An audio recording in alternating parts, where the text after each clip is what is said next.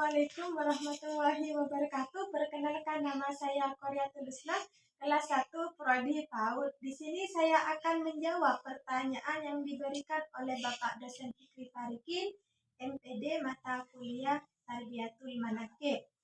Yang pertama, apa yang Anda ketahui tentang definisi manaqib baik secara etimologi maupun terminologi? Di sini saya akan menjawab definisi manaqib secara etimologi adalah manaqib berasal dari bahasa Arab, yaitu manaqib yang secara harfiah berarti keutamaan atau kemuliaan. Sedangkan secara terminologi, manaqib dapat diartikan sebagai kitab yang membuat riwayat-riwayat keutamaan para tokoh Islam, terutama para wali Allah. Dan pertanyaan yang kedua, di Indonesia ini banyak sekali yang telah mengamalkan manaqib. Salah satunya adalah pesantren Al-Qadiri. Sejauh yang Anda ketahui, apakah perbedaan manaqib pesantren Al-Qadiri dengan manaqib lainnya? Apa sama? Di sini saya akan menjawab beda, karena kegiatan manaqib di pesantren Al-Qadiri Jember diisi dengan kegiatan zikir bersama serta diisi dengan ceramah dari Kiai Haji Muzaki Syah dan juga dibuka untuk semua kalangan. Sedangkan di daerah lainnya, contohnya di Kabupaten Pati, kegiatan manaqiban secara kebudayaan hanya dianjurkan untuk para lelaki saja. Baik anak-anak, pemuda, dewasa maupun orang tua, tidak satupun perempuan yang terlibat di acara ini. Biasanya ini diisi dengan membacakan manaqib Syekh Abdul Qadir Al-Jailani. Ada dua manaqib yang umum dibaca masyarakat. Yang pertama adalah manaqib An-Nur Al-Burhani, dan yang kedua kitab manaqib Jawahir Al-Ma'ani yang ditulis oleh Kiai Haji Jauhari Umar dari Pasuruan. Pembaca kitab dalam acara manaqib ini hanya dilakukan oleh seorang kiai, sementara para jamaah dengan khidmat mendengarkan dan secara aktif memuji Allah dengan kalimat-kalimat yang terdapat dalam Asmaul Husna. Dan yang ketiga, di dalam manaqib pesantren Al-Qadiri, di awal dan di tengah acara ada sholat 2 rakaat. Sholat apakah itu? Dan apakah sholat itu wajib dilakukan? Di sini saya akan menjawab. Sholat libirul walidain menurut saya tidak wajib, karena sholat tersebut hukumnya sunnah. Dan yang keempat, jelaskan urutan-urutan zikir manaqib di pesantren Al-Qadiri. Zikir manaqib di pondok pesantren Al-Qadiri diawali dengan pembacaan qasidah istighosah sebagai acara telah dibuka. Kemudian dilanjutkan dengan pembacaan sholat sunnah libirul al-walidain. Dilanjutkan dengan membaca istighfar, kemudian membaca sholawat Nabi dan tawassul.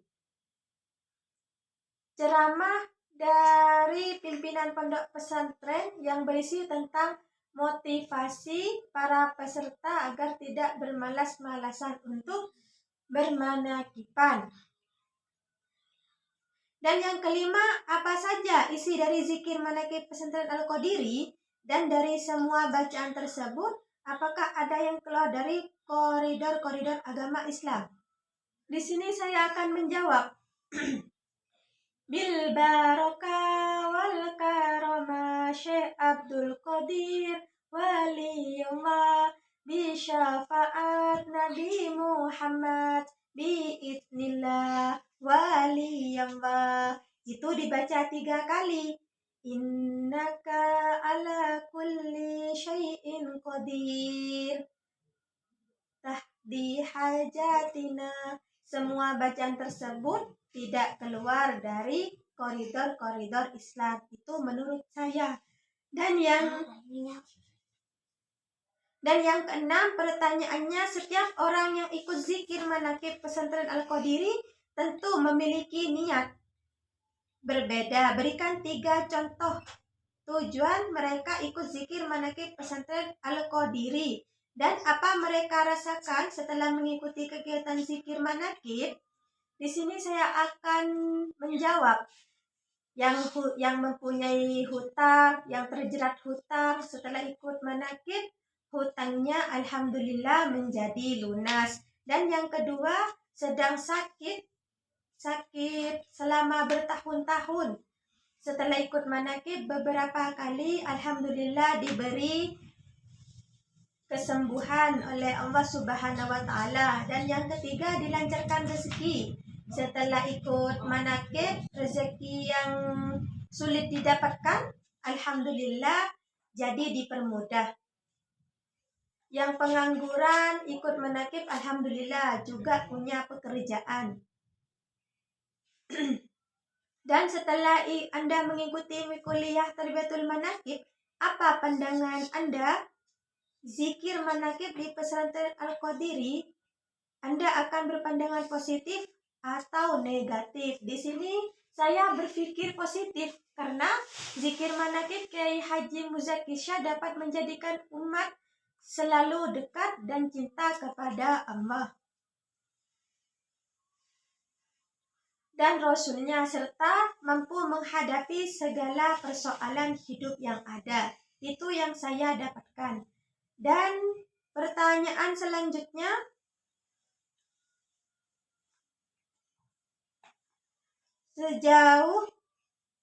sejauh ini apa yang Anda telah diketahui tentang sejarah zikir manakib pesantren Al-Qadiri? Sejauh ini yang saya ketahui, zikir manakib didirikan oleh Kiai Haji Muzaki Syah, Jamaah Zikir Manakib Syekh Abdul Qadir Al-Jailani di Pondok Pesantren Al-Qadiri Jember, merupakan salah satu jamaah terbesar di dunia timur bahkan di seluruh dunia yang dipimpin oleh Kiai Haji Ahmad Muzaki Syah selaku pendiri dan pimpinan jamaah manakib Syekh Abdul Qadir Jailani di Pondok Pesantren Al-Qadiri Jember. Pertanyaan selanjutnya,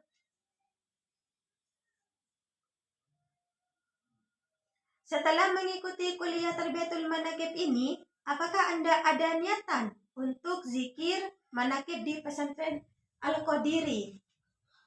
Di sini saya akan menjawab, ya, saya ada niatan ikut zikir manakib di Pondok Pesantren Al-Qadiri apabila saya tidak ada halangan. Dan pertanyaan selanjutnya, sejak lama tawasul menjadi pro dan kontra. Sebenarnya apa yang menjadikan pro dan kontra terkait tawasul ini? Apakah sebenarnya arti tawasul secara etimologi maupun terminologi? Apakah boleh bertawasul kepada Nabi Muhammad? Apa saja yang bisa menjadi tawasul kita kepada Allah Subhanahu wa taala? Di sini saya akan menjawab, hanya beda pemahamannya saja. Secara etimologi, tawasul berasal dari kata tawasalah, ya wassalu, tawassulan yang berarti mengambil perantara atau wasilah, takarrub atau mendekati. Dan secara terminologi, tawasul adalah usaha kita mendekatkan diri kepada Allah Subhanahu wa taala dengan menggunakan wasilah atau perantara kita. Boleh bertawasul kepada Nabi Muhammad SAW. Yang menjadi tawasul kita kepada Allah adalah tawasul dengan nama-nama dan sifat-sifat Allah. Dan pertanyaan selanjutnya, banyak para santri yang rela belajar di pesantren bertahun-tahun, rela mengabdi kepada kiainya bertahun-tahun demi mendapatkan barokah. Sebenarnya apa sih barokah? Definisi barokah baik secara etimologi maupun terminologi. Berikan contoh barokah di dalam kehidupan kita. Di sini saya akan menjawab. Barokah secara etimologi adalah bertambahnya kebaikan, secara terminologi adalah bertambahnya suatu nikmat dari Tuhan yang dengan nikmat tersebut dapat mendatangkan kebaikan dalam hidup kita sehingga kita mampu mensyukuri setiap nikmat yang Tuhan berikan kepada kita.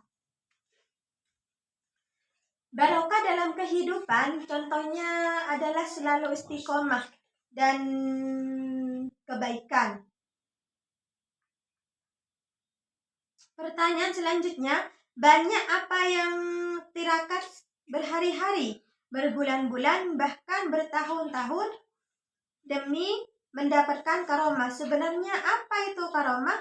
Di zaman sekarang masih ada karomah, dibagi menjadi berapa karomah, diberikan kepada apa saja orang-orang yang tidak mudah mengatakan bahwa mempunyai atau mendapatkan karomah.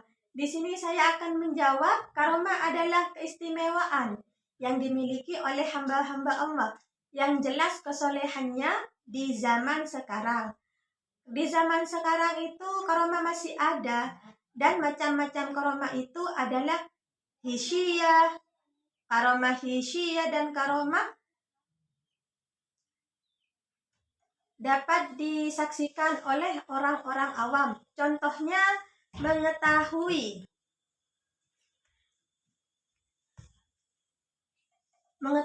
isi hati seorang dan memberitahukan sesuatu yang sudah terjadi atau yang akan terjadi. Sedangkan karomah maknawiyah adalah karomah yang tidak dimengerti oleh orang-orang awam. Namun karomah ini hanya dipahami dan dirasakan oleh orang-orang alim saja. Karomah diberikan kepada orang yang soleh, dan tanda-tanda orang yang mendapatkan karomah yang pertama, sangat berpengaruh. Maksudnya di sini sangat berpengaruh. Seorang yang memiliki karomah biasanya sangat berpengaruh pada orang lain dan tindak tanduknya kerap dijadikan tauladan. Dan yang kedua, kata-kata memukau. Kata-katanya itu memukau. Orang-orang yang memiliki tutur katanya yang sangat memukau, bukan manis di bibir, tetapi ketinggian ilmu yang membuat tutur katanya menarik dan baik. Dan yang ketiga, nasihatnya masuk ke hati. Nasihat orang yang memiliki karomah bisa dijadikan bahan renungan untuk kehidupan yang lebih baik. Nasihat tersebut bisa masuk sampai ke hati yang paling dalam. Itu saja yang bisa saya jawab dan saya jelaskan. Apabila ada kekurangan, mohon maaf yang sebesar-besarnya. Akhirul kalam, summa assalamualaikum warahmatullahi wabarakatuh.